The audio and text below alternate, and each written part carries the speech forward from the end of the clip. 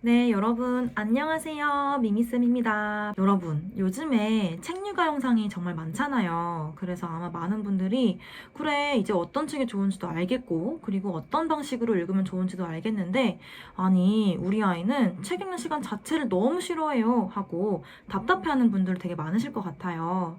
사실 우리가 책류가를 위해서 다양한 스킬도 물론 중요하지만, 그 전에 미리 세팅되어야 하는 아주 중요한 어떤 두뇌 상태와 그리고 우리 환경이 있습니다. 이 부분은 정말 놓치기 쉽지만 사실 너무너무 중요한 부분인데요. 이런 게 없으면 아무리 좋은 책도 그리고 아무리 좋은 방법도 아이들이 받아들이기 힘들어 합니다. 그래서 오늘은 그 어디서도 짚어주지 않은 하지만 상위 0.1%의 똑똑한 뇌를 만들 수 있는 기본적인 환경 세팅과 관련된 세 가지를 말씀드리고자 합니다.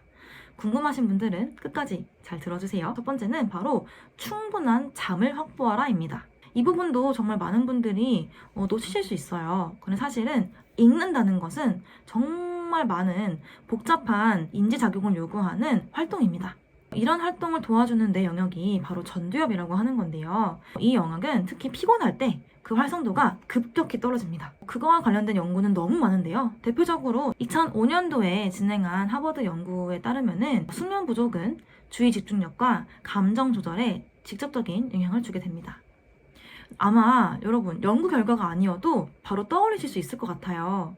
아마 여러분도 언젠가 한 번은 공부를 많이 하려고 또는 일을 많이 하려고 일부러 좀 오래, 평소보다 오래 깨어있는 경험을 하신 적이 있을 것 같아요. 난 더 많이 할 수 있을 줄 알았는데 오히려 더 길은 시간이 지나갈수록 피로만 쌓이고 오히려 공부도 안 되고 일도 안 되고 짜증만 더 쌓이는 경험 해보신 적 있지 않을까요?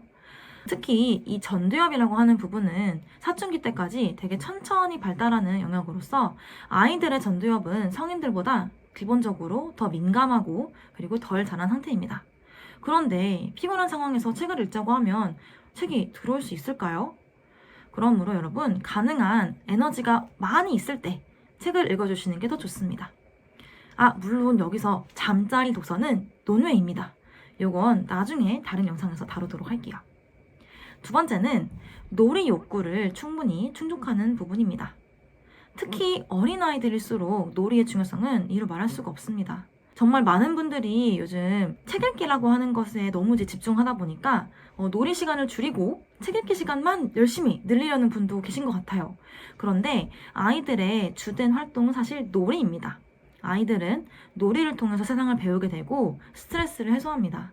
만약 책 읽기 전에 아이가 충분히 놀지 못했다면 어떻게 될까요? 우선 스트레스 지수가 왕창 쌓여있는 상태일 거고 전두엽은 제대로 활동하지 못할 겁니다. 그리고 아이의 마음은 노는 것에 가 있다 보니까 나의 몸은 여기 책 앞에 앉아 있고 눈도 책을 바라보는 것처럼 보이지만 실제 아이의 마음과 정신은 다른 데 가 있다는 뜻이겠죠. 그러면 이게 꼭 책의 내용을 보지 못했기 때문에 안 좋은 걸까요? 그렇지 않겠죠. 이런 경험이 자꾸 쌓이게 되면 아이들은 책에 집중을 하지 못할 뿐더러 책 읽는 시간은 지루한 시간이라는 생각이 자꾸 반복되게 됩니다.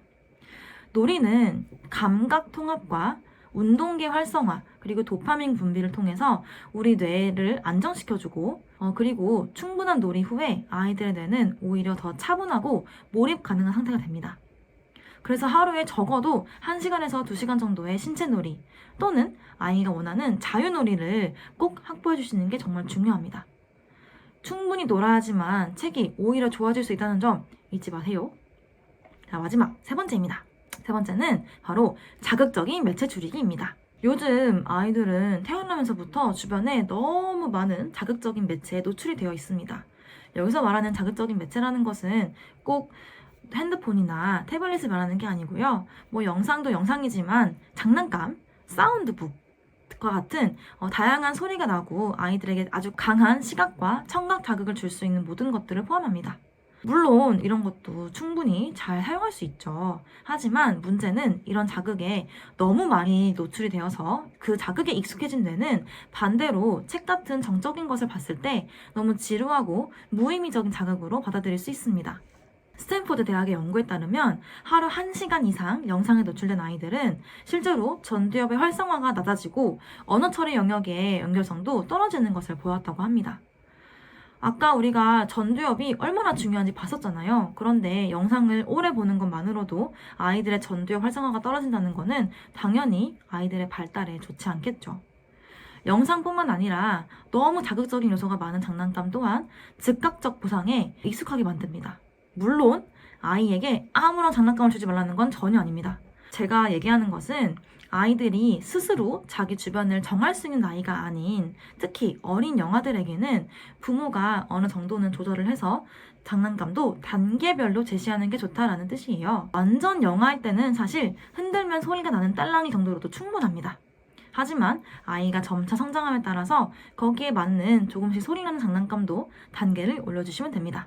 사운드북도 마찬가지겠죠? 자, 그러면 정리를 해볼게요. 책을 좋아하는 아이로 키우고 싶으시다면 책보다 먼저 아이의 뇌를 그리고 주변 상황을 준비시켜 주셔야 합니다. 충분히 잘 수 있고 실컷 놀고 자극적인 매체를 줄인다면은 이 세 가지 환경만 된다면 아이는 우선 책을 재미있는 경험으로 받아들일 수 있게 되고 그리고 어느 순간 혼자서 책을 찾아가지고 읽는 아이로 바뀔 수 있습니다. 아마 이 또한 많은 분들이 이렇게 생각하실 수 있어요. 아, 제가 그거 하루 이틀 해봤는데요. 우리 아이는 안 바뀌던데요? 라고 아마 생각하실 수 있습니다. 여러분은 우리가 습관을 하나 바꾸는데 평균적으로 어느 정도의 시간이 걸릴 거라 생각하시나요? 대중적으로 21일 정도라고 나와 있는 것 같은데요. 그게 정말 사실인지 증명하기 위해서 2010년에 영국 런던 대학교에서 습관 형성에 대한 실험을 진행하였습니다. 그런데 그 연구 결과에 따르면 무려 평균 66일 정도, 즉 2달 이상이 드는 시간이죠. 66일이 지나야지만 천천히 습관이 바뀌는 것을 볼 수 있었다고 합니다. 특히 습관 형성 초기에는 다른 곳보다 전두엽에 적극적 개입이 많이 필요하다는 것도 연구 결과로 밝혀졌는데요. 우리가 오늘 앞에서 봤었지만 아직 전두엽이 발달하지 않은 우리 아이들은 얼마나 더 습관 형성하는 데 힘들겠어요.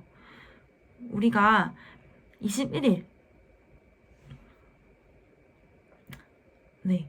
그런데 아직 전두엽이 발달하지 않은 우리 아이들은 얼마나 더 힘들겠어요. 하루아침에 변화가 없다고 포기하지 마세요. 하루에 단 10분이어도 반복을 계속해주면 어느 날 습관이 형성되어서 책을 좋아하고 있는 아이가 있는 것을 보실 수 있을 겁니다. 저희 아이도 정말 고집이 세고 습관을 하나 들이기가 너무너무 어려운 아이인데요. 그래도 아이를 믿고 꾸준히 기다려준 끝에 정말 조금씩 바뀌는 모습을 직접 발견할 수 있었습니다. 여러분도 아이를 믿고 꾸준히 습관을 형성할 수 있도록 환경 세팅에 도와주세요. 아직 아이들은 직접 스스로 자기에게 좋은 환경을 고르거나 세팅할 수 있는 능력이 없습니다. 다음 영상에서도 더 과학적이고 또 실용적인 책 육아 팁으로 찾아오도록 하겠습니다. 관심 있는 주제가 있으시다면 언제든 댓글로 남겨주세요. 그리고 이 세 가지 실천해보시고 어땠는지 후기도 남겨주시면 좋을 것 같습니다. 그럼 다음 영상에서 또 만나요. 감사합니다.